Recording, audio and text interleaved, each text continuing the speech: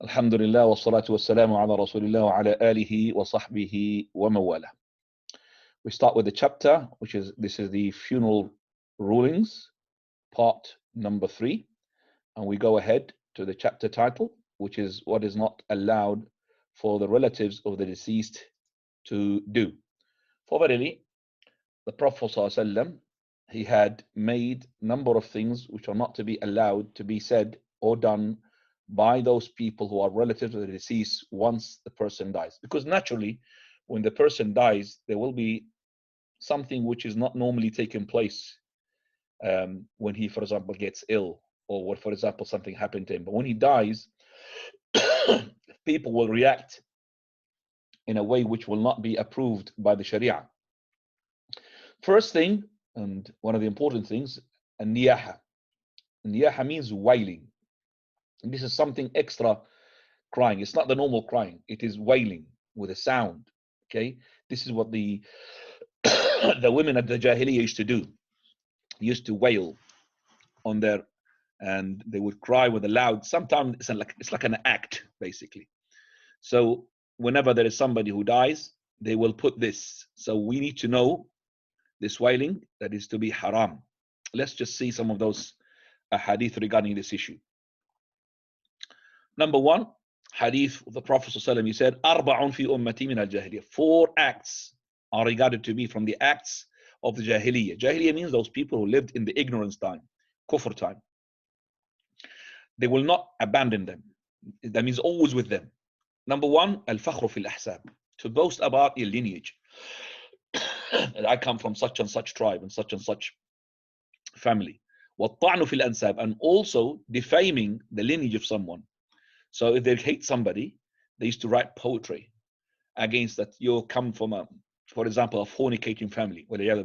So they would say that you are not the son of so and so. You're the son of, for example, wedlock or a legitimate relationship. The third one was istisqa'u bin nujum, seeking rain by the stars, and this is shirk. قال والنياح, and also the wailing. Now he had emphasized the wailing by saying an-naihatu, the one who is wailing, women, because normally the ones who wail are the women. The men would not do such a thing. Very rare. It's always the women. And they got this high pitch in their sound. So the wailing women, he said, the Prophet ﷺ, because normally it is the case the women, but it is men and women, but normally it is the case the women. The wailing woman, if she does not repent before her death, on the day of resurrection, she will be to be erected and to be standing before the Almighty Azza wa Jal, and she will be punished in a way that is undescribable. She said, "Alayha sirbalun min qatiran." She had the clothes of qatiran. Qatiran is the tar, and the other one it is wadir'un jarib or jarab, and that is also the garment of scabies. So she's got clothes and garment which is made of tar and also made of scabies, something which is the skin, disease. Also the Prophet ﷺ, he said, 2 things in my ummah, they are to be kufr. So they are kufr, disbelief.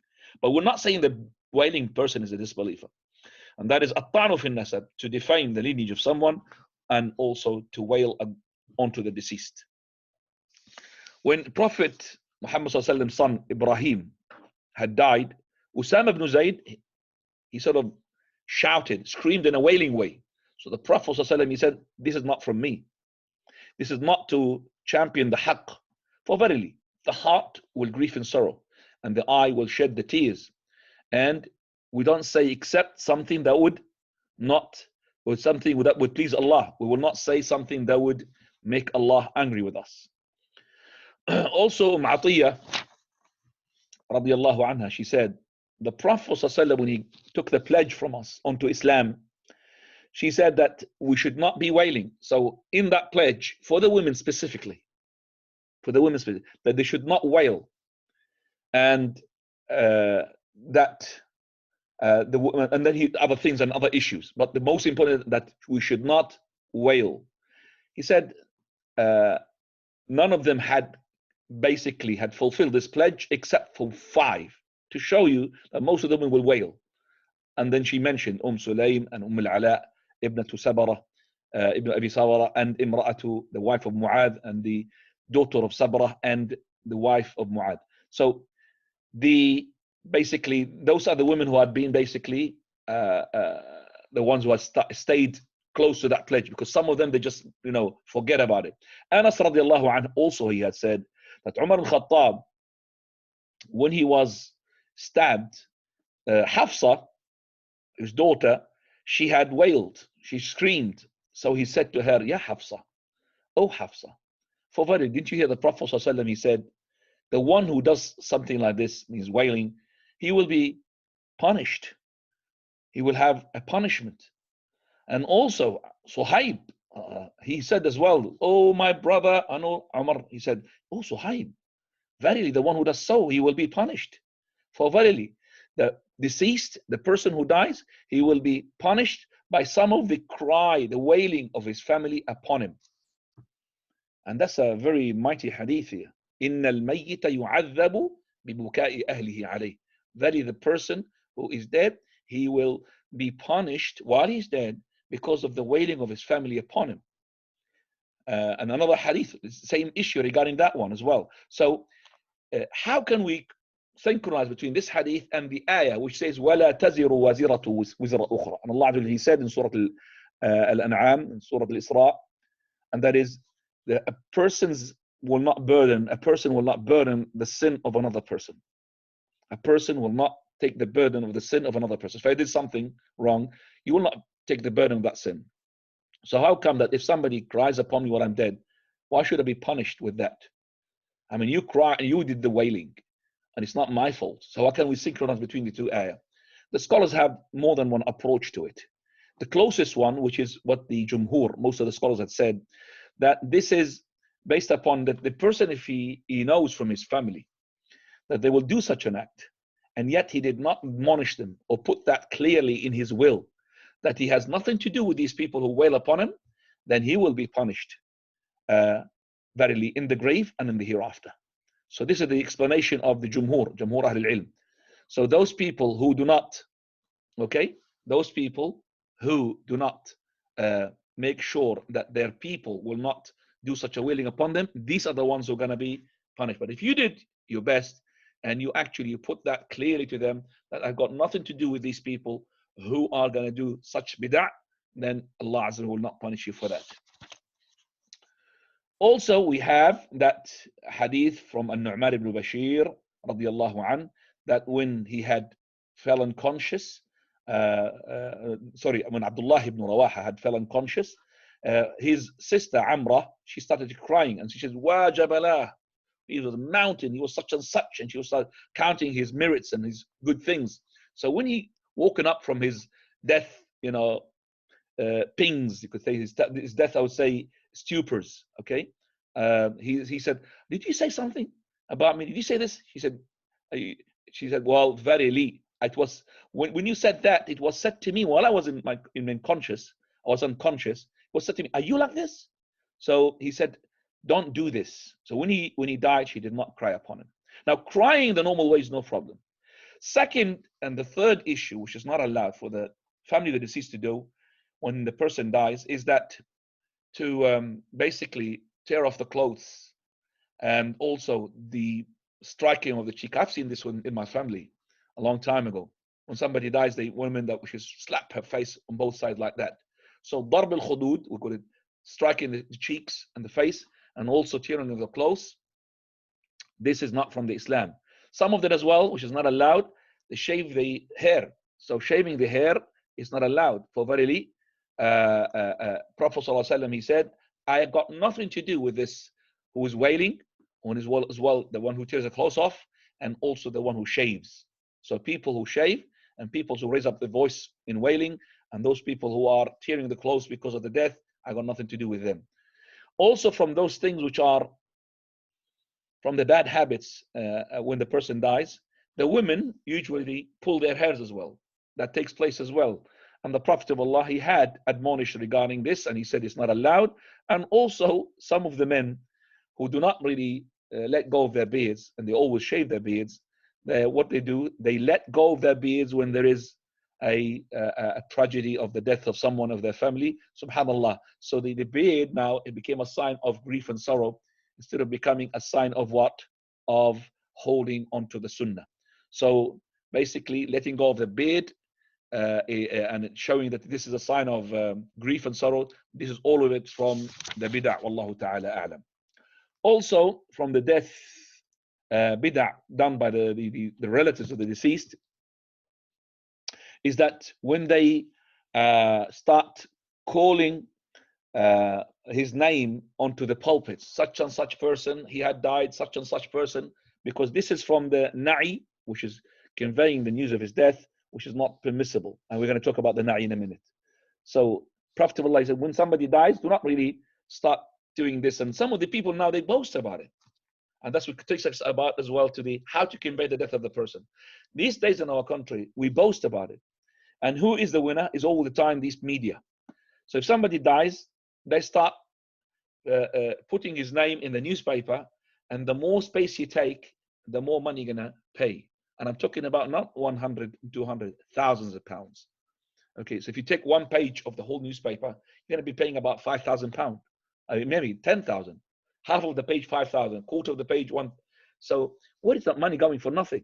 It's all of it to boast because these people got money, so they put this name really big and they might take even 2 pages of that. So we have in our newspapers, the tabloids in our country, something called the Zakat-ul-Fitr, the page of the names that lists the names of the people who died. Okay, Muslims and non-Muslims. We don't have them in our newspapers here, but in our country we have Zakat-ul-Fitr. So every person will guide the newspaper to see who died, who did not die. Okay, and those people who are rich, they will allocate for themselves a big space in the newspaper because they're boasting about their deceased. Okay, so it's all of that is not allowed. So how do we make the process of conveying the news of the death? First of all, let's just see what the hadith regarding the Prophet ﷺ in terms of that. Prophet of Allah, when he had Najashi, the king of Abyssinia, Ashama, he died and he buried. It was in a Christian way, but he was a Muslim. The Prophet of Allah was told to be a Muslim by the revelation.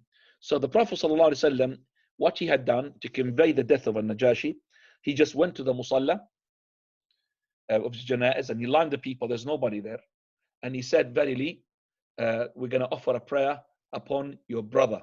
So he's in Najashi. So he lined up the people. So that it was actually inside the Musalla, the place where they offer the prayer. Also, the Prophet ﷺ, when he was talking about the incidents that taken place in the battle of Mu'tah, and the Prophet of Allah, he had lined up the army when he sent them were to be led by Zayd ibn Haritha, and then if Zayd dies, then takes over Ja'far, and if he dies, then Abdullah ibn Rawaha. So one after the other.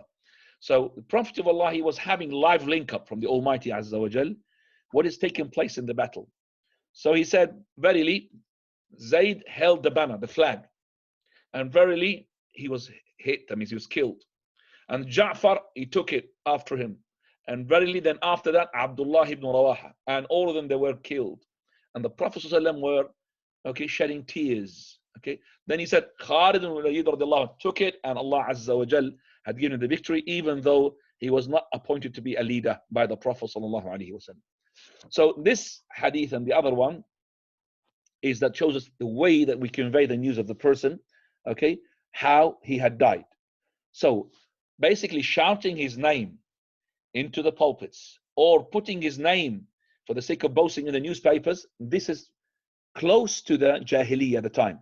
Okay, when you convey the death of somebody, you're asking him to pass istighfar. So Prophet said, "Istaghfiru li akhikum," seek forgiveness for him. So you ask the people to seek forgiveness. And some people ask me, do we ask this, the people to seek forgiveness because the Prophet of Allah said so? Yes, we do. Here we have the hadith of Abu Qatada radiallahu anhu. He said, the Prophet sallallahu alayhi wasallam, when he sent the army to basically to Mu'tah, and he said, Zayd ibn Harith is to be a leader. If he's to be killed, then Ja'far is to be killed, then Abdullah ibn Rawaha. Ja'far, he said, Messenger of Allah, I sacrificed my father and my mother for you. Messenger of Allah, I'm not going to be scared to make Zayd to be my leader. So he said, just leave him. For verily, maybe it's going to be good for you. So they went. So Ja'far, basically the cousin of the Prophet of Allah, he wanted to take the leadership, to be the first one to be a martyr in the sake of Allah. So they left. And the Prophet ﷺ, he ascended the pulpit. And then he called for their prayer to be called. But this is after he sent the army. In one day, he called the people and he said, As-salatu jami'a. Come to the prayer, come to the prayer. So the Prophet ﷺ, he said, it's good. For verily, I'm going to tell you about what happened to the army. For verily, they left and they met the enemies. And Zayd, okay, he was struck. Okay, Zayd was struck. And that means he was hit and he was killed. And seek forgiveness for him. So the people sought forgiveness for him, the companions. Then the flag was taken by Ja'far radiallahu anhu. And he was killed. So seek forgiveness for him. So they sought forgiveness for him. And then the banner and the flag was taken by Abdullah ibn Rawaha. And Allah subhanahu wa ta'ala affirmed his feet until he died as well as a martyr. All of them martyrs. So seek forgiveness for him. Then the banner and the flag was taken by Khalid. And he was not appointed, but he had appointed himself. Then the Prophet ﷺ, he lifted up his fingers and he said, O Lord, he is a sword from your swords. O Lord, give him victory. From that moment, he was called Khalid Sayfullah. Khalid, the sword of Allah. So here, the Prophet ﷺ, he asked the companion to seek forgiveness for those who had died. So every time when there's a person who dies, seek forgiveness for him. We're coming now to the following chapter, and that is, what are the signs of a good death, a good ending? Husnul Khatima. Khatima is the end of yours. When you come to die, there is signs to indicate this is a good ending.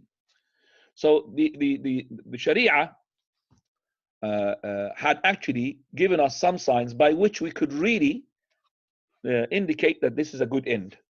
Allah subhanahu wa ta'ala had given this by his blessings and his virtues. So any person who had taken one of these signs, so it's a glad tiding. And what a glad tiding. Number one, and that is to utter the shahada when you die. So the shahada to be the last words departing from your lips. Prophet ﷺ, he said, whom his words to be the last, La ilaha illallah, or whom last word is to be La ilaha illallah, he will enter paradise. And we have as well another hadith to support this, which is Talha ibn Ubaidillah radiallahu anhu, when he said, when Umar, Talha ibn Ubaidillah, for verily that Umar, he had seen Talha ibn Ubaidillah, and he was seeing just about to die. So he said, oh, what about you are a person, such a person. So maybe that your wife had, maybe did something wrong to you. So he said, no. And then he started talking about Abu Bakr. For verily I've heard the Prophet ﷺ had said to me a hadith, what prevented me not to ask him about it, except that I hadn't the chance for it until he died. I have heard him saying, for verily I know a word, not a single person would say it while he's dying, except that his light, his color will be shining, and Allah Azza wa Jal will ease his situation. He said, Umar, well, I know which word you're talking about. So he said, what is it? He said, it is the most upper word, that is the person says it, that is La ilaha illallah. Talha, he said, you are truthful, O Umar. So the first sign is La ilaha illallah on your lips. You could say La ilaha illallah and Muhammadur Rasulullah, no problem. But La ilaha illallah, if the deceased or before he died said something else, prompt him to say La ilaha illallah. The second one, to die with a sweat on the forehead. For verily the Prophet ﷺ, he said, Mautul mu'min, verily the death of a person who is a believer is with his forehead in sweat. So your forehead is sweating. Also, to die in the night or the day of the Jummah. Prophet ﷺ, he said, any Muslim dies on the day of the Jummah or the night of Jummah, Allah Azza wa Jal will save him from the grave punishment. And of course here, he will not save any person. He will save the one who is upon Tawheed, upon monotheism. He will save him the punishment of the grave. But just simply because he is basically, that is a person that died on Jumu'ah, already the Prophet of Allah did not die on Jumu'ah. He died on Al-Ithnain. And we know that lots of as well companions who did not die in the Jumu'ah. Okay, but good sign to die in the Jumu'ah, and also the night of the Jumu'ah. That's the night preceding the Jumu'ah. Also to die as a shaheed in the battlefield. For Allah subhanahu wa ta'ala had given them number of merits. What are the merits of the shaheed? Prophet ﷺ, he said, he will have 6 merits. Number 1, his sins will be forgiven from the first gush of blood.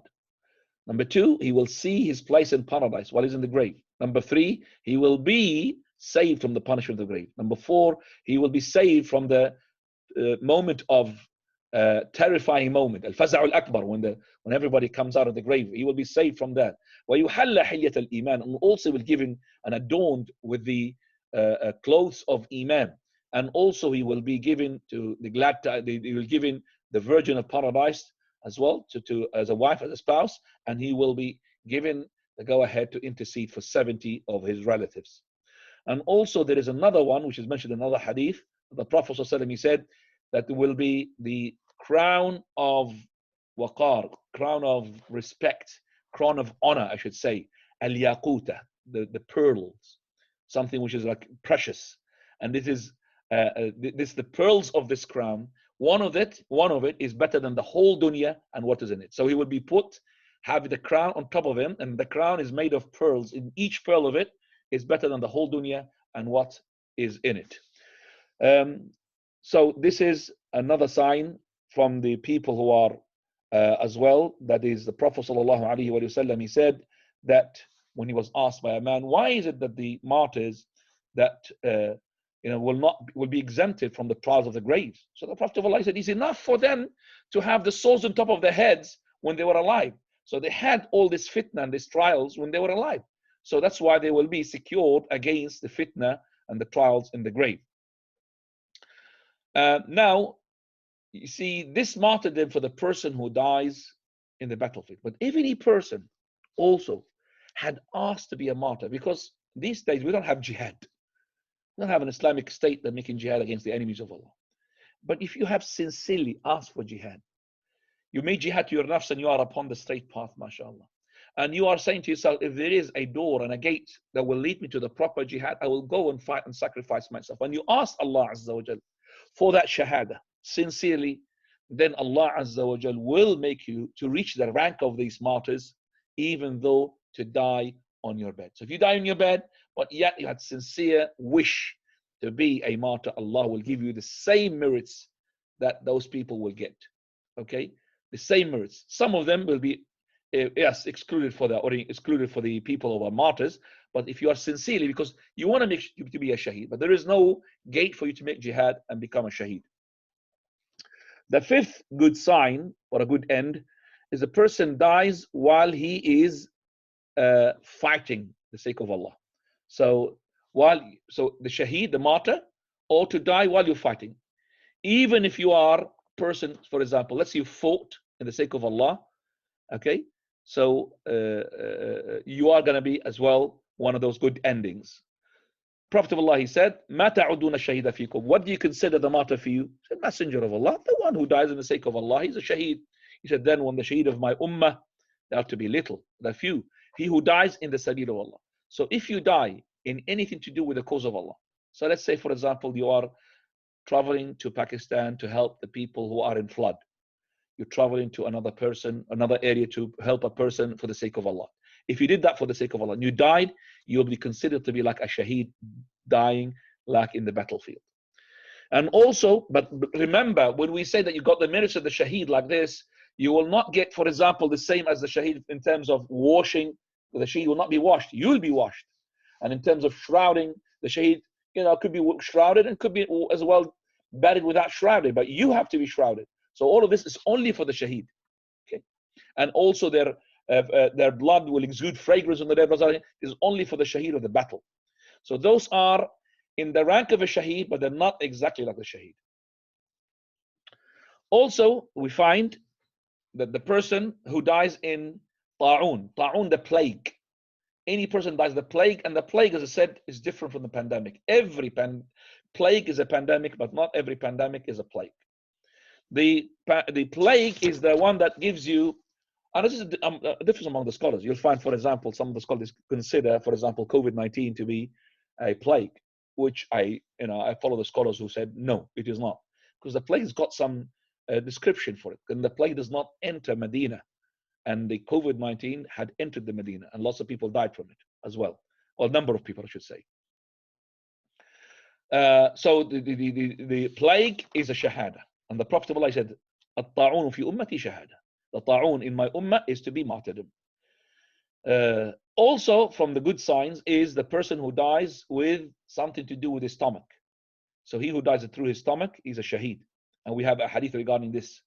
And also from the signs of good signs of ending, that is to die drowning, or to die with a fence falling onto you, something like a fence or a building. Okay, so it's like something that destroyed on top of you. You're going to be like an earthquake as well. Also, a woman dying through her postnatal bleeding because of her child. So she had given the child, and yet she died, okay, while she was delivering the baby. For the Prophet ﷺ, he said that her baby will pull her from her belly cord, and that is to Jannah. So this is as well a good sign. And also from the good sign is to die burnt, in burning, and also to die through Zakat-ul-Jamb. Now, Zakat-ul-Jamb, maybe I can't really know what is the meaning of it. This is something that like a swollen thing, hot. Inshallah, I will get the maybe it's plevicity or something like this. Allahu a'lam. Right. This is a hadith regarding this, which is Zakat-ul-Jamb and dying through burning. From the good signs as well is that to die with a TB, and that is the lungs disease. And from the good signs as well, that is to die with a person dying as a guarding a land which has been just gained from the enemies of Allah. So if you have, for example, made jihad and you took that land and you are guarding that land, so called murabit. If you die as well, that's a good ending. And finally, from the good ending as well, to die upon a good deed. This is what the book had said, but I have added as well from the ahadith of the Prophet ﷺ, from a good ending, I've added that the person who dies because he's being killed by a tyrant leader. Because the Prophet ﷺ, he said, the master of shuhada, the best and the most eminent of shuhada is, according to Allah, in the sight of Allah, is Hamza ibn Abdul Muttalib. And then he said, a man who stood for the Imam, who's a tyrant, and he told him off. He went to the Imam, the leader, told him off, you're doing wrong. So, and he told him off not to do this. So the Imam or the Khalifa or the President had killed him. So it's as well from the good ending. Also from the good ending as well, that is the people's praising the deceased. If somebody died and some people said, what a good person he is, what a good person he is, and these people are for verily the pious people, then we are the witnesses of Allah subhanahu wa ta'ala on earth, where the angels are the witnesses of Allah subhanahu wa ta'ala in the heavens. So by this, alhamdulillah, we have finished the good signs. And let me as well say this following hadith, which is important. Allah subhanahu wa ta'ala, if he wants good to you, he will use you in the best of way, and he will purify you. And he said, As-salah, he will give you the honey. Or he will inspire him to do good acts just before he dies, until he's pleased with him, and until the ones who are as well around him will be pleased with him, and then he will be taken away. So if Allah intends good to you, he will make you to and inspire you to do good deeds just before you die, so that the people around you will love you for that and will be satisfied, and then Allah will make you to die. So the people will be slated to praise you because of that act that you were inspired to do. And this is Allah, if he wants good to you, Wallahu ta'ala a'lam. By which, alhamdulillah, we finished the things which is to do with the good signings. Now there's a chapter here that the praise of the people onto the deceased. For verily, there's a hadith of the Prophet ﷺ where a janazah passed by the Prophet of Allah, and the companion, they said, what a good person he was, what a good person he was. So the Prophet ﷺ said, wajabat, wajabat, wajabat. He deserves it, he deserves it, he deserves it. Then another janazah passed by, and the companion said, what a bad, evil person he was. And what a bad person he was in the deen of Allah Azza wa Jal. So the Prophet said, wajabat, wajabat, wajabat. He deserves it, he deserves it, he deserves it. Umar al-Khattab said, Messenger of Allah, I sacrificed my father and my mother for you. You know, you have two janazah pasts, and he said the same thing regarding them. You deserve it, he deserves it, he deserves it. So the Prophet he said, for Ibali, the one you have praised, that means said something good about him, he deserves to go to paradise. And he whom you have criticized, for verily he deserves the hellfire. The angels are the witnesses of Allah in the heavens, and you are the witnesses of Allah on earth.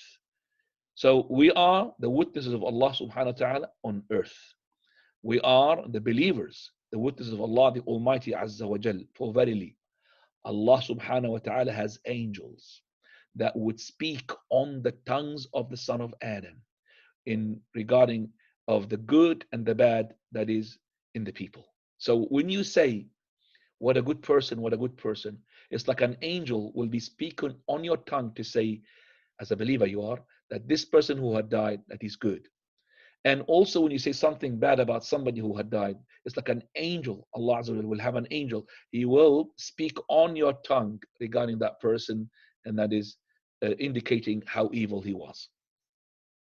So also the Prophet ﷺ, he said, any Muslim whom 4 people had testified for him that he is good, Allah will make him to enter paradise. Now those 4 people has to be righteous people. So he said, Messenger, what about 3? He said, even 3. So what about 2? He said, even 2. We did not ask him about the 1. Okay. So basically, if you are a person who is a righteous person, you heard somebody who died and he's a good person, your tongue will help for him to go to paradise when you say good things about him. You're coming to the prayer as well to offer it on him that will help him to go to paradise. So the Prophet ﷺ, he said 3 and even 2, as long as they are good people whom they will witness that he is a good person, that will take him to paradise. Right. Now, any person who dies in an event like an earthquake or a sun eclipse or does not indicate anything. Probably the son of the Prophet of Allah, Ibrahim, he had died when the sun had eclipsed, or the eclipse of the sun. Now, the eclipse of the sun at that time, there was something like to do with people that think it's like jinn or something like something is going to happen to the earth. Until today, that they find that the eclipse, some of them, they attach it and link it to something which is hocus pocus, basically. So the time of the Prophet of Allah, at the time of Jahiliyyah, people, they think that if somebody had to die at the time, then he must be a famous man. He must be a god. Or a person to die at that time, the same thing, both birth or death. So that's when the Prophet of Allah's son, he had died. The sun eclipse took place. So the Prophet ﷺ ascended the pulpit, and he had gathered the people and he gave them the khutbah. And then he said, after he prayed the eclipse prayer, and he said to them, verily, the sun does not eclipse for the death or the birth of someone. For verily they are from the signs of the Almighty subhanahu wa ta'ala. The sun and the moon. They will not have the eclipse, the sun or the moon, and they are the signs of Allah. They're not the signs of the death of someone important or the birth of someone who's important. But Allah scares His people with it. So if you see something like this, you go straight away to the dhikr of Allah Azza wa Jal and supplicate to Him, seek His istighfar, and also to give sadaqah, and also to free slaves, and also to pray in the masajid until the sun had appeared again. So this partial eclipse or the full eclipse, when you see it, you don't rush and run towards the microscopes and telescopes and all of that like these people they do to see this phenomena, but actually rush to the prayer, dhikr of Allah Azza wa Jal, to give the sadaqah, for verily until the sun is clear and back again. I say that if the Prophet of Allah was a false prophet, definitely he would have used that occasion to say, look, I'm a prophet. This sun has the eclipse because of the death of my son. But he did not say that. He said the contrary. That to show that he's a prophet. Because the false prophet, he would use such an occasion to say, you see, look, the eclipse took place because of the death of my son. Sallallahu alayhi wa sallam. Now, inshallah, we leave, inshallah, the washing of the deceased with practical as well demonstration for next time, and that is in 2 weeks' time. We will talk about how to wash the deceased, how to shroud him. We'll show, basically we'll talk about it, and as well, we might make a demonstration as well with it, inshallah. So we'll give you more time now for the questions and the answers. We got about, I would say, half an hour. bi'idhnillah, for questions. So please line up the question, yeah, Ahmed, and start. Jazakallah khair. Wajazak Shaykhi. Can I just check with you, because the schedule says Woolwich. Is there a priority for Woolwich today, or what is this situation, Sheikh? Any Woolwich people, they have to put their name with Woolwich, or to write them Woolwich. You change your name now to put Woolwich. Okay, or Anwar. Is Anwar there, please? Anwar, can he put his hands up? Anwar, if you're there, could you please raise your hand for us, and we will let you speak.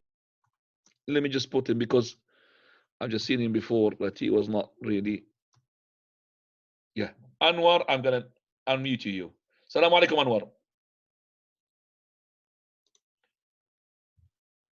He's not letting me to unmute him. Anwar, salaam alaikum. Barakallah fik, ya Sheikh. Do you know? We're asking you. Do you know anybody from your county, from your country, I should say, from Woolwich? Yes, I think some people in it. Yeah. Your internet is very bad, or my internet is very bad. I don't know which one is very bad, but yours is very bad. I can't hear you. I think the Woolwich one is very bad. Right. Always. Okay. Do you know anybody there? Because we can't see anybody there who is from Woolwich raising up his hands. Okay. I text them, everyone. I don't know if they are in or not. Normally, the wood is always in. I don't know if it's in today. Okay, you could come in whenever you like. I'm gonna now make you one of the co-hosts, so you could really as well tell them if you see some of your people. Yes. Your co-host. So please, can you now mute yourself, because you are able to mute and unmute yourself by yourself. Okay. Jazakallah. Zaka Habibi. Tfadal ya Ahmed. Okay, if we can go to Brother Muhammad, please. I'm unmuting you. Barakallahu fik, ya Sheikh. In West Africa, there is a tradition that when someone dies, after 40 days, they have a gathering where they make dua for the deceased and they recite surahs of the Quran, particularly with Surah Yasin. I just wanted your advice on this. For example, was this something that was practiced back in Jahiliyyah, or it's some form of innovation? Just some clarity on the 40 days. Before you go, do they as well do every Eid for the deceased, the first Eid for him? Not that I'm aware of from the two West African countries. But okay. Yes. Another question: do they as well, the people of the deceased, they are the ones who provide food to the people instead of the vice versa? That's correct. Yes, lots of food. And so they make food to the people instead of the people making food for them? They make food for the people. First and second and third day. It's usually about first, third, seventh. First, third, seventh, and 14th. All right. We're gonna lump all of that together. We say all these acts that you have just listed, and I've added as well, which is to make food for the people who are coming. If these people are my relatives, they're going to come into my house and I'm making the food in my house, yes, but I'm talking about this massive food that is being given to the people who come just to visit. And this will cost money. I'm talking about what, 2,000, 3,000 pounds a meal, because you're making it for 200, 300 people in our countries. And this is to boast. And this is basically the money is being taken from the orphans or from the inheritors' money, because they're going to, instead of inheriting money from their fathers, they're actually incurring debt to borrow. All of that from the extravagance, from the bid'ah, okay, and from the devouring of the wealth with no due right. أكل أموال الناس بالباطل. Okay. First day, second day, and third day, and it's supposed to be all of those food given from the people to the deceased family. As for the seventh and the first, and this is another bid'ah to specify the first and the seventh, and like you said, the third and the first and the seventh. I don't have that knowledge about that new bid'ah. But also the 40 days. The 40 days we do have it in our country. After 40 days, but alhamdulillah, it started to be abolished because of the knowledge. So the 40 days as well, they revive the grief and the sorrow. Not only that, the first Eid, after the death of that person, people, instead of enjoying that Eid with their families, the son will go and visit other families and they will leave the kids. That's a bid'ah number one, to specify that day to visit even the outside relatives. And then some of them, they will specify that day to go and visit those people who had their deceased died on that year. So the first Eid, you say the Eid of the Mayyit, the Eid of the deceased. So those deceased family, they will hire a hall in order to receive the ones who are gonna say to them condolences again after God knows about 7-8 months. It depends. Let's say just he died after Eid al-Adha. So the Eid-ul-Fitr, which comes about 8 months afterwards, Eid-ul-Fitr, after Ramadan, that will be the first Eid for him. So after Eid-ul-Fitr, in Eid-ul-Fitr, the first, they will hire the whole, the first and second and third day. So the people will come and they come and just shake their hands and come inside and sip some coffee, the Arabian coffee, and then come out and chit chat and all of that. What is this? Again, money being taken from without due right. Again, it's a bid'ah. Again, this is basically taken from the money of the people who are inheritors. Again, this is indulging into dunya. And again, it is reviving the sorrow and the grief instead of forgetting about it. So all of that is not from the Sunnah of Allah Ta'ala. Jazakallah khair. That lumps a lot of questions in it. Now, Sheikh, I don't know if you want this now, but our brother from Luton, Abu Turab, he's sent a note here from the Sheikh Muhammad Jibali, may Allah preserve him, about the Dhatul Jamb. He's put some English here. It's inflammation of the pleura. The Sheikh has written that there. inflammation of the Pleura. I don't know if I'm pronouncing that right. The fin. well, pleura. I've got it here. I've never been able to pronounce it because I made a research myself into the word meaning. Okay, let me just look at it. But anyway, a pleura. If anybody was medical in there, explain to us what is that pleura. I know it in Arabic. Okay, a second. Here it is. The word is plevtisy. Plebiscity. I don't know. Allah. Now, fadal. Jazakallah khair. We'll go to brother Muhammad Suhaib, please. You're unmuted, Muhammad. Jazakallah khairan. Sheikh, assalamu alaikum. I wanted to ask you, Sheikh, you know, like you get these kids nowadays who fight and they get stabbed and they die, and then you'll hear brothers say, you know what, the brother shaheed, mashallah. Is that correct? Nobody can say about anybody that he is a shaheed, except if it is the Prophet sallallahu alaihi wasallam.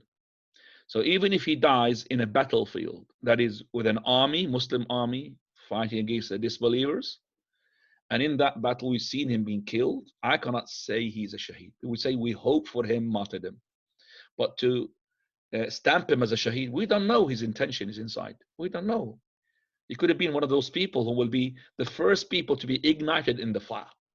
Prophet said the first 3 categories of people who will be ignited, he will be where the fire will be set ablaze with. The first people. They're not non-Muslim, they're Muslims. 3 categories.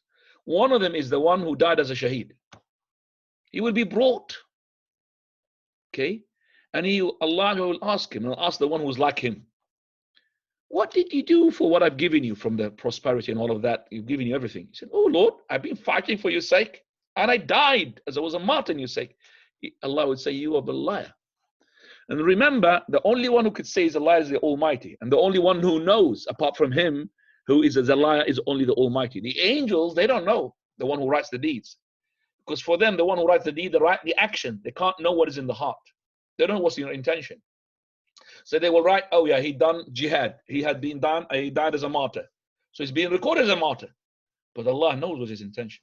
He said, you're a liar. So the angel will confirm, yes, you're a liar. Allah said, you're a liar. You're a liar. Then Allah would say that you've done that in order to be called a shaheed, or what a hero. And you were called. So you had your reward in the dunya. People called you shaheed and people called you hero, batal. So you had your reward for that. There will be nothing for him. This and another 2, the category, the other 2 is the one who is the scholar, whom is the person who will be asked the same thing. And he will say, oh Lord, I have been teaching your sake, teaching Quran and all of that. He said, you're a liar. You've been saying that doing this for the sake of to be called a scholar. And you've been called a scholar. You took your reward in the dunya. And the third person, who is the, we said the shaheed and the scholar, and remind me, Ahmad, my brain is just stopped now, subhanAllah. The Shaheed and the scholar, the Mujahid, and Shaheed and the scholar and the one who gave wealth. And the one who started to give the charity. Jazakallah khair. So the one who gave wealth, he will be asked as well the same question. Why did you give the wealth? He said that I want to, give charity for your sake. He said, Allah, so verily you've done that to be called what a generous person you are. And he was called. You said you were Kareem Jawad. Those people will be dragged, will be put into the hellfire. The first three categories of people will be set ablaze in the fire. So, not to talk about a person who's being stabbed. We don't know. It's not even in a battle. How can we call him a shaheed? Okay. So he's being stabbed. He could be a drugger. I don't know, drug addict, drug dealer. I don't know what he is. So, but we sympathize with the family of his, and we ask Allah. And if he's a believer as well, we will offer the prayer upon him. Okay. So remember, if he's a good man, the good people say, what a good man he was. But if he's a bad man, he's a drug, whatever, then the only people we're going to say is good is the drug dealers like him. Oh, he was a very good person. Smuggling very well. Allah al-Musta'an. Now. Can we go to Brother Michael in Woolwich, please?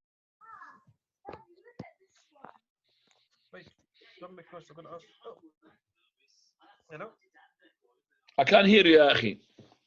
Assalamu alaikum. You're too far from the microphone, about 100 miles, Akhi. We can't hear you. Get close to the microphone. Assalamu alaikum. Now we could hear you properly. You're blasting my ears. Go ahead. Yes, okay. Sheikh, we understand that we cannot inherit from non-Muslim relatives, yeah? Oh, it's Michael. How are you, Mikhail? Alhamdulillah, Alhamdulillah, Sheikh. How are you? Alhamdulillah. I didn't know that you are Mikhail. Go ahead. Yes, we understand we cannot inherit from our non-Muslim relatives, yeah? But if the will was written before somebody converts to Islam, does it change the ruling?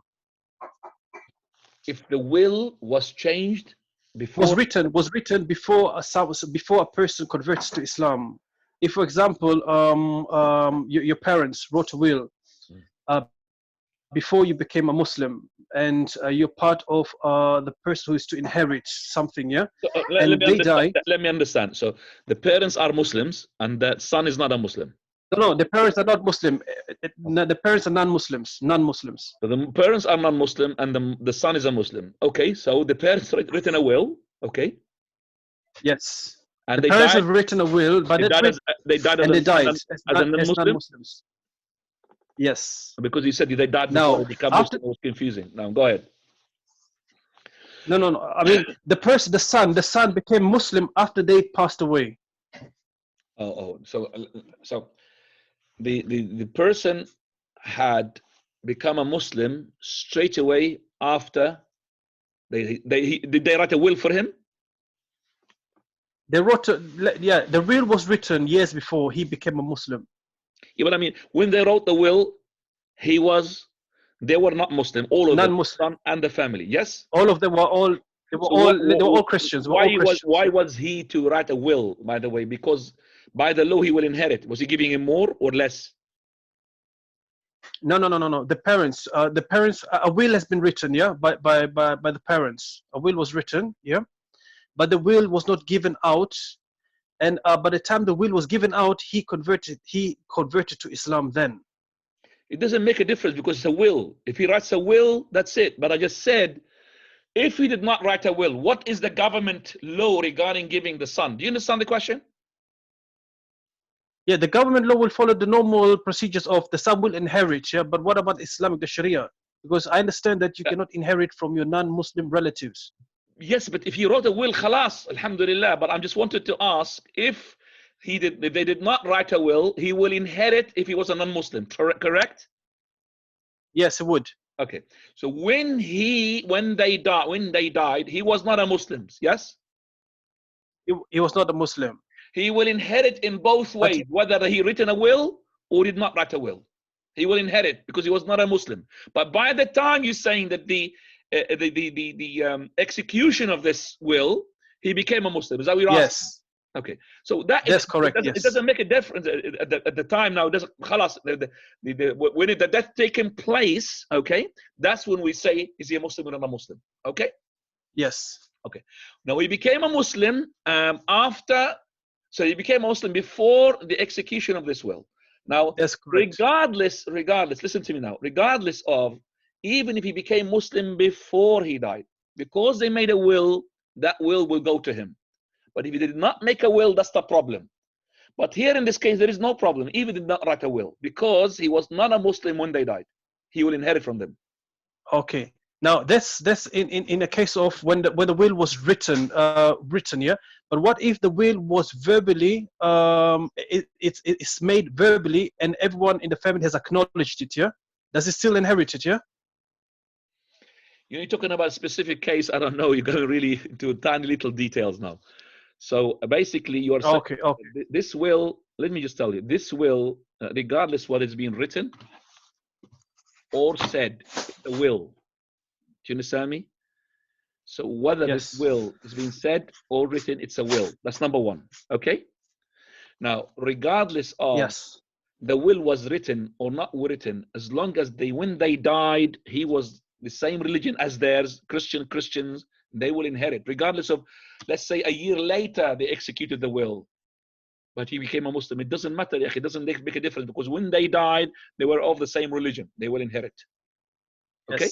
Yes. But now, because he wrote a will or he said the word verbally, it doesn't make a difference whether he died before or after. Whether he died before, whether they died before he became a Muslim or died after he became a Muslim. It doesn't make a difference, because they made a will. The will will be, he will take it. Okay.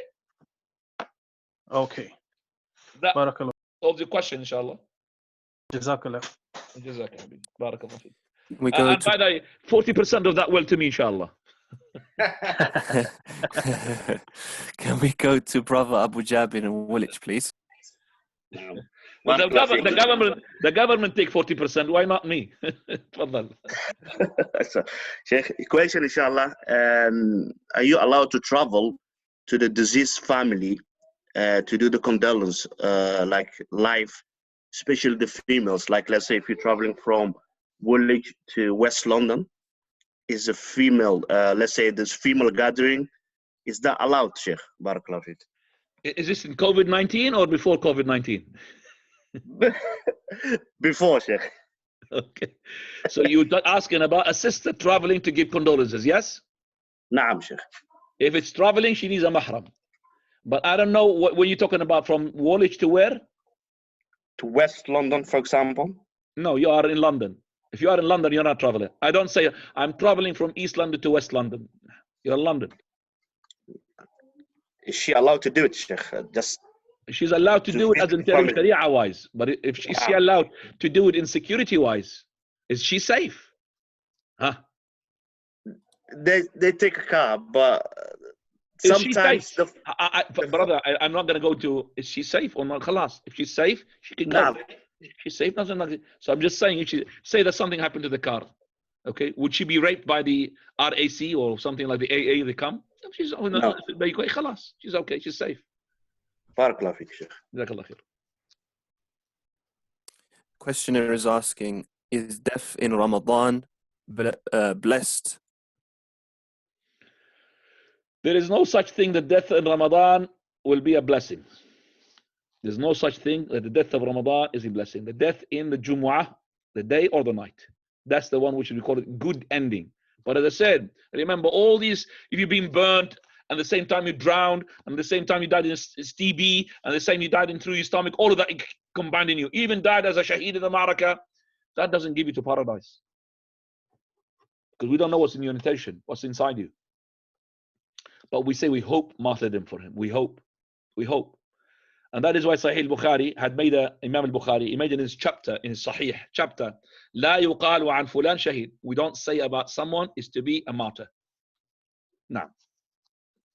If there is anybody else from Woolwich who wishes to ask, come forward, we'll prioritize you because it's your class. In the meantime, we'll go to Nahyan in the queue, please. جزاك الله خير. السلام عليكم ورحمة الله شيخ. ورحمة الله وبركاته. MashaAllah. Sheikh, I have two questions. Small ones, inshallah. First one is being death of a martyr. is their body preserved? Okay, question number one. And by the way, Jazakallahu khairan.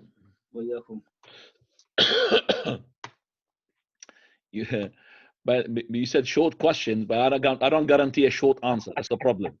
Alhamdulillah. So what's the question again? So the body of a martyr, is their body preserved? Is the body of the martyr preserved? We don't have a proof for that. There's no proof that the body of the martyr is preserved. Okay, we have the prophets' bodies is preserved. Prophets, yes, but the martyrs, we might find single men, single person. Like for example, Abdullah ibn Haram, the father of Jabir. He was preserved for 6 months. We don't know after that, but 6 months. He dug him after 6 months in Saudi Arabia, in the Arabian Peninsula. Nothing was changed from his body. If you leave a piece of meat for 6 hours, never mind 6 months, it will rot there because of the heat. But he was buried for 6 months, and he dug him out, and he was complete intact. And we do have a story which is authentic as well regarding some of the graves of these martyrs who died in, and they were buried in next to the masjid of Ash-Shajara, which is in Miqat al-Hulayfa. It's about 6 miles away from Medina. There we have documented sort of statement from somebody who's scholars, somebody who was knowledgeable, that when there was a stream of water because of flood of rain, lots of rain, and that filled up the valley. Wadi al-Aqiq is called, the valley of Aqiq. Actually had exposed some of the graves of those people who were martyrs from the companions, okay, in that place. And to reach them, you need a big, massive ladder to reach them from the end to the top. And some of them, they saw it with their own eyes that this person, he had full intact with a big long hair as well, long hair coming out from him. And that's what they said.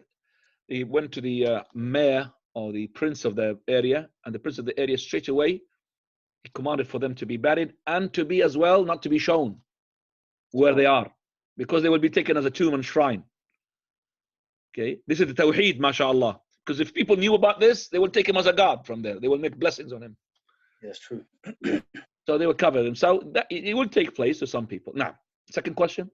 Second question is, Sheikh, what was the hadith which you mentioned about the plague and COVID-19? You said the time that we're in now, it's not a plague because a plague cannot enter Medina al-Munawwara. Prophet said, "At-ta'un la yadkhulu al-Madina." Ta'un plague does not enter Medina. That's one of the proofs that it is not a plague. It is a pandemic. It's type of the cross things between the pandemic and the plague is that every plague is a pandemic in terms of the fast and the spreading. It spreads very fast. In terms of as well the death rate. Well, the plague kills instantly, like the TB. Whereas the pandemic of the COVID-19, the ones who have been saved, much, much more than the one who had died. Okay, and the plague does not, distinguish between a young or an old. If you get it, you die. And it's the other as well, very strong reason to say it's not, is that they had a dispute, which the Prophet he said, there's a dispute taking place. One side, the martyrs and the normal people. It's saying, why, O Lord, that you have given martyrdom rank to those who died through the plague? So Allah said to them, look at the wounds of those who had died through the plague. If it is similar to the wounds of those who have been participating in the battle, then they are shaheed. They looked, and it was the same. So the plague wounds is like stabs. It comes into the areas like under the arms, where the skin is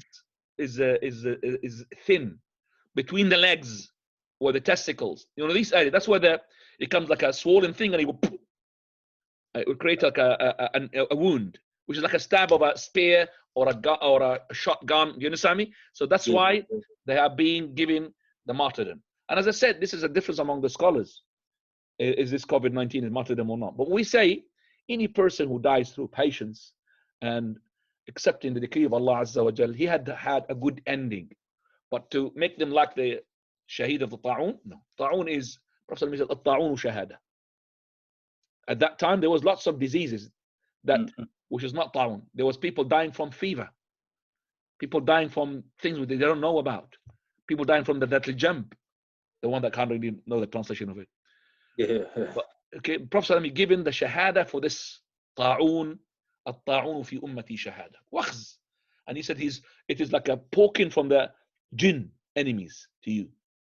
But we cannot expel the jinns of the enemies or the enemies of the jinn by making adhan like these people. They make adhan on top of the. Adhan is to be at the time of the prayer, but not adhan like this. Allahul Musta'an. Type. Another question? Jazakallah khair, Sheikh. May Allah reward, inshallah. Question is asking that if they couldn't go to pray the janazah for somebody, can they pray alone in their house for them? If somebody prayed the janazah on the person, regardless of whom, then khalas, it suffices. It's called communal obligation, fard kifaya. So somebody had offered the prayer on that janazah. No, you're not allowed to offer janazah at home. But if nobody had, he's been buried without, okay, a janazah prayer, a funeral prayer, then we say you go to the grave and you offer the prayer there in the grave. Make the grave between you and the Qibla and offer the prayer, you and whoever you want to pray with. But to offer the prayer in the home, or to do like these people, they're making a specific day at a specific time. All together, let's pray on the unknown person who had died through the COVID-19. Unknown died person through the COVID. We can't do that. Now, if someone died during heart operation, is it a good sign? No, it's not one of the good signs that you mentioned. May Allah subhanahu wa ta'ala have mercy upon him. Now, Ameen. What is the ruling on gravestone sizes and details on some Turkish graves say recite Fatiha for their soul? All of that from the bid'ah, the signs on the grave should be like normal headstone just to indicate where his head is and to make it easy for you to go and spot the grave of your relative. That's all. So if you had, for example, okay, I have the grave, for example, of my father. I could put it for you now. The grave of my father is simple between the graves, just for me and some relatives of my brothers and my sisters and my family. They will know what it is. I will try, inshallah, to upload it for you here to see how the grave of my father and the graves of those people are supposed to be like that. Now. Okay, somebody's asking, when are the angels of question? If they're not buried for 2 days, he's asking, when are the angels going to question them? Don't worry about that. The question will take place. This is ghaib, ya akhwani. Don't get involved into it when they're going to be questioned. Well, let's say he just died into pieces. He's been burnt, scattered. So you're going to ask the same question. How is he going to be questioned? He will be questioned. This is ilmul ghaib. Allahu a'lam. Okay. Should we continue, Shaykhana? Faddal. The person is asking, what is the best thing to do for the father that has passed away? What should the person do for the father who passed away? For their father who passed away, yeah. Any good deed that you do, it will be duplicate reward for you and for him, because you are the product of your father's factory. It's like our product. After Allah's creation, he had produced you. So whatever you do from the good deeds, it will be transferred to him. You don't have to allocate something to him. So the best thing is to do is what the Prophet said, du'a'u waladin salih. A righteous son or a daughter, she's asking for dua, making dua to Allah Azza wa Jal, to their parents. And how much time do you spend and give to your parents? Is it you, for example, they sit and you say, oh, my father, let me give dua to him. Or it's just like you remember actually your food and your desires more than you remember your father. Allah knows. Naam. Right, just to clarify, I know you have asked a lot of questions. I have been prioritizing the topic, okay? And we will save your questions if they don't get answered. Inshallah, we'll get round to it. Can we please have Abu Yazid? Go ahead, Abu Yazid, mic is yours. Barakallahu feek.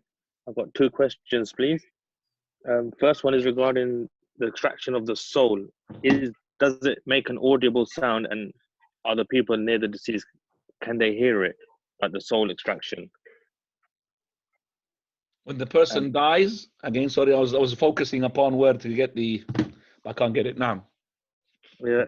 Yeah, when the person dies, is there a rattle in the throat when the soul comes out? And is it audible to the people that are surrounding the deceased? No, it is not. We might find here nothing.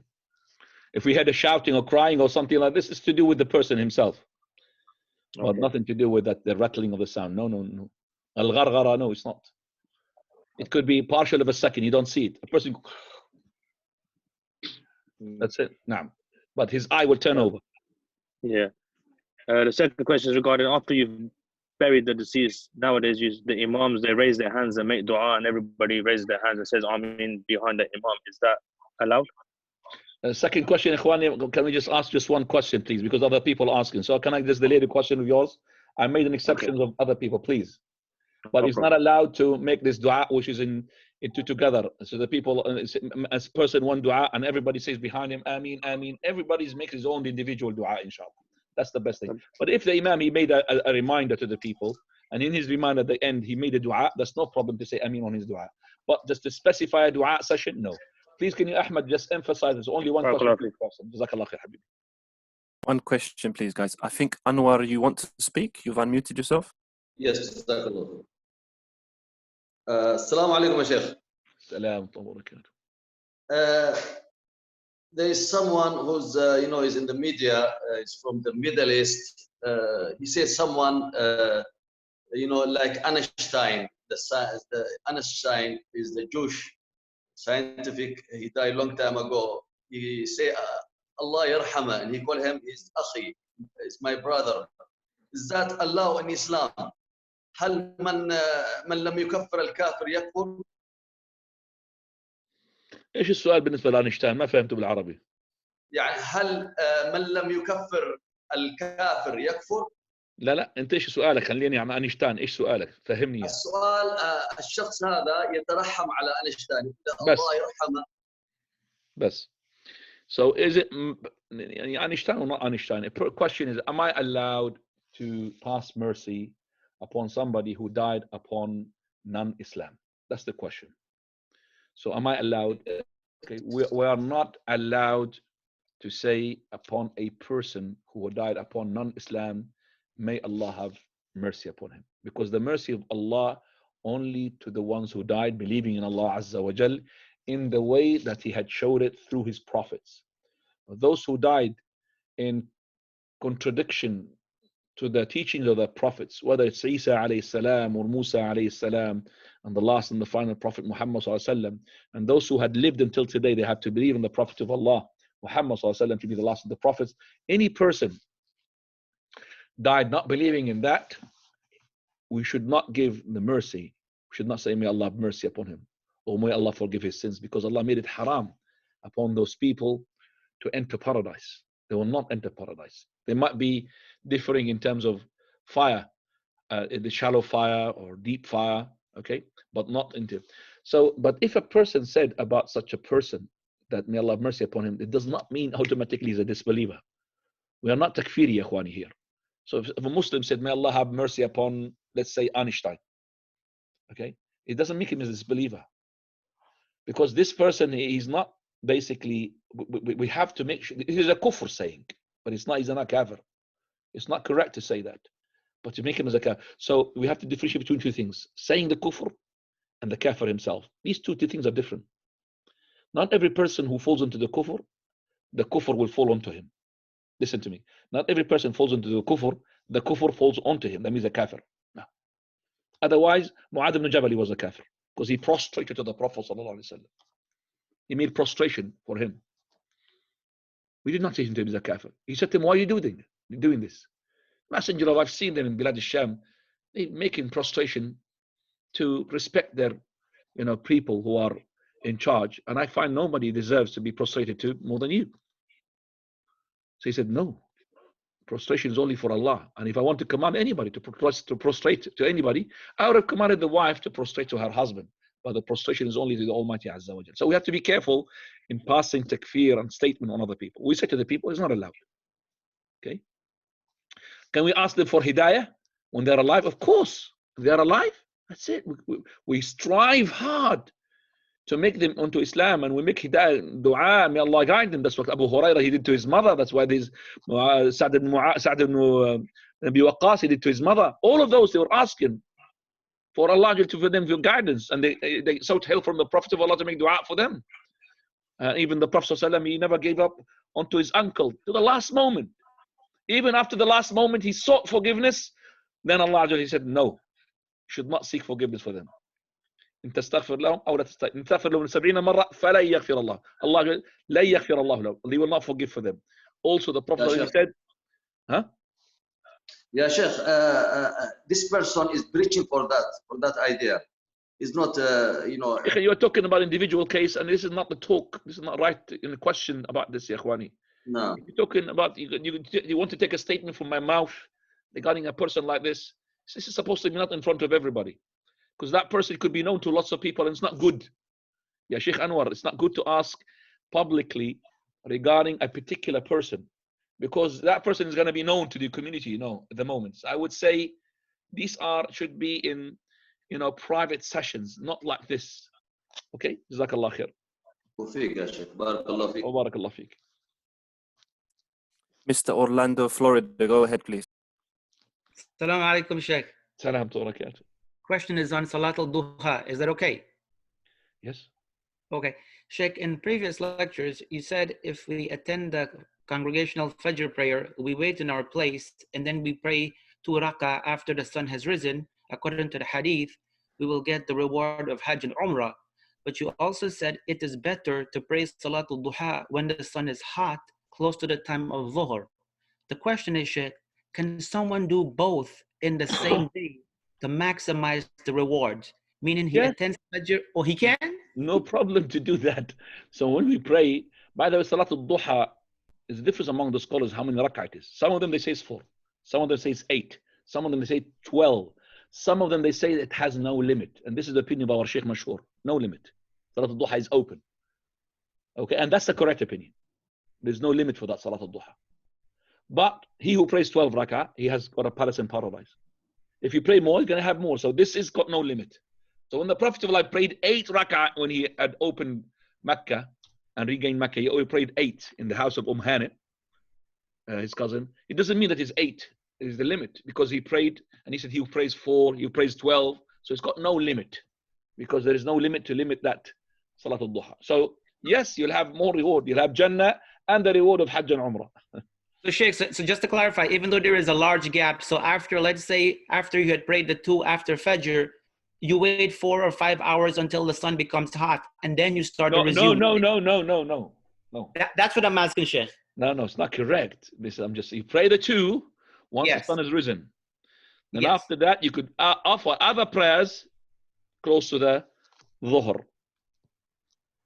Okay, so you finish that hadith, which is, because you're not supposed to sit until that time, akhi. You're supposed to do lots of things. You're supposed to be working. You're supposed to be, you understand me? No, so that is the question. So so just clarify real quick, not to take too much of your time. You do pray the 2 after the sun has risen. You went to work. You went and take a nap for 4 hours, and then you wake up from your nap, or you come back from work at lunchtime. It's close to Dhuhr. Then you start to pray more, and you're saying that's okay. That's why I answered at the beginning. So the Hajj and the Umrah, you've taken it for the 2 rak'ah after sunrise. Now you want to have another reward, which is the palace for praying 12. Yes, you do that close to the sunrise, close to the Dhuhr time. Jazakallahu khaira, Sheikh. Jazakallah khair. Person is asking if you can make dua for their parents who has died in their salah. Who died in their salah? Yeah. He's asking us to make dua for him? Yeah, we make dua for everybody and all the Muslims. May Allah subhanahu wa ta'ala have mercy upon them. Whether they died in salah or they died in a normal way. We ask for the mercy of Allah Azza wa Jal to all people who died upon the kalima la ilaha illallah Muhammadur Rasulullah. And we ask for those people who are not Muslim to have guidance and to embrace Islam and to look with an open eye regarding their deen, inshallah. So we make always dua. Naam. Allahumma ameen. This person's asking a good question. Does a person that reverted to Islam, do they need to write a will so that they'll be buried according to Islam? This person, Ahmed, sorry. Okay, Sheikh, no problem. If he reverted to Islam, he became a Muslim. Yes. Does he need to write a will so that he will be He buried must at a write a Muslim? will. If he reverted to Islam and his family is still not Muslim, he must not, or he needs to, he must write a will in order to be buried in a Muslim way, because you don't want his relatives to go and bury him in a non-Muslim cemetery. So if he knows that his will, which is written on his laptop or PC or is not good enough, he has to document this with a solicitor, so that the execution of his will be taking place properly. Otherwise, he will end up being buried in a non-Muslim grave, and he will be deprived from the salutation, the supplication of the people who are Muslim coming to the graveyard, and he will be buried in a land where there is punishment, of course. So basically, you must put that. And also, if it is not good enough, you have to go to the solicitor and make it official, because I know for a fact number of people who had died on Islam, and we had their piece of paper, whether it's been written by their own hand, which we had it, or the one was in his PC saying to his family, look, he said he's Muslim and he wants to bury Muslim. We didn't have the power. That piece of paper hasn't got no power. If a Muslim died, is the feet going towards the Kaaba or is the head? Thank you.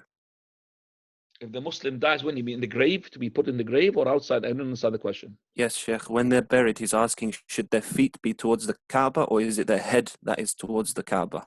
And they're saying, thank you. None of that. None of that. So let's say, when we talk about, inshallah, burial, we'll explain a bit more as well with the hadith. Let's say that this is the Qibla. Okay? Right. So this is the right of the Qibla. This is the left of the Qibla. We don't bury the person with his head towards the Qibla like this. No. We bury him this way, with his head towards the Qibla. He is on the right of the Qibla. Now, how does he enter? He enters from the feet side. So we bring the deceased with his body, and that's, let's say this is his head. Okay, and that's the grave now. So we'll bring him from the side of the feet of the grave. Okay, and then we'll put him inside from the feet, and the feet will go into the head side, and the feet will be on the feet side. So we'll enter him from the feet side. Now these days, they allow him, put him like this actually. But if we had the option, people will be inside and he will be entered like that. But if he did like this is to do with, because our graves are not on the Sunnah and they're becoming very tight. The Sunnah to have a spacious grave.